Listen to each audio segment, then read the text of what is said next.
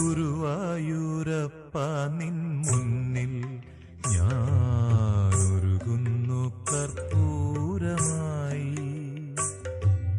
ഗുരുവായൂരപ്പ നിൻ മുന്നിൽ ഞാനൊരുകുന്നു കർപ്പൂരമായി. പല പല ജന്മം ഞാൻ നിന്റെ കളമുരളിയിൽ സംഗീതമായി. ഗുരുവായൂരപ്പ നിൻ മുന്നിൽ ഞാനൊരുകുന്നു കർപ്പൂരമായി. ഹായ് കൂട്ടുകാരെ, എല്ലാവർക്കും നമസ്കാരം. എല്ലാവർക്കും എൻ്റെ ഒരു കൊച്ചു വീഡിയോയിലേക്ക് സ്വാഗതം. അപ്പോൾ കൂട്ടുകാരെ, കാലത്തൊക്കെ കുളിച്ച് ഐശ്വര്യമായിട്ടൊരു ചായയൊക്കെ കുടിച്ച് വീട്ടിലെ പണികളൊക്കെ എടുത്തു കഴിയുമ്പോൾ നല്ലൊരു സന്തോഷമാണ്. അന്നത്തെ ദിവസം നല്ല ഹാപ്പി ആയിട്ട് പോകട്ടോ. അപ്പോൾ ഇന്നത്തെ എൻ്റെ കറി നല്ല പയറും മത്തങ്ങയും കുറച്ച് ചാറോട് കൂടിയിട്ടുള്ള ഒരു എലിശ്ശേരി കേട്ടോ. അപ്പോൾ എലിശ്ശേരി വെക്കാനായിട്ട് ഞാൻ പയർ കഴുകി കുക്കറിൽ അടുപ്പത്തിട്ടു, മത്തങ്ങ നന്നാക്കി വെച്ചു. അതിലേക്ക് അരയ്ക്കാനായിട്ട് കുറച്ച് ചുവന്നുള്ളി, കറിവേപ്പില, ജീരകം. അത് അവിയലിന് അരയ്ക്കുന്നതിനാലും കുറച്ചും കൂടി നന്നായിട്ട് അരയ്ക്കുക. വെള്ളം ഒട്ടും ചേർക്കണ്ട.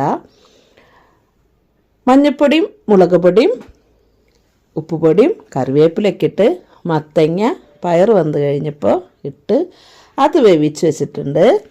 അപ്പോൾ നമുക്കതിലേക്ക് ഒരു വറവ് കൊടുക്കാനായിട്ട് കടുക്, മുളക്, കറിവേപ്പില, ഒരു പിടി നാളികേരം ഇട്ട് നന്നായിട്ട് ചുമക്ക വറുത്തെടുക്കാം.